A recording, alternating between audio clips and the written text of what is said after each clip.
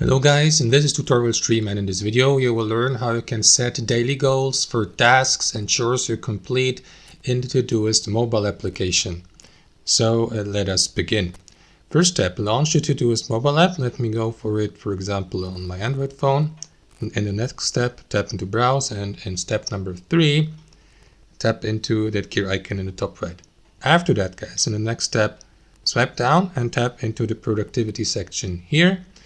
And there, guys, you will see that section set goals with daily and weekly goals, and you can set, for example, daily goals of completing 5 tasks per day. And yeah, you can add let's go with, let's say, 8 goals per day, which means, guys, you set your own daily goal of completing at least 8 tasks for the given day. And that's it. And you can do the same for weekly goals, and that's it. Hope you enjoyed it, and until next time.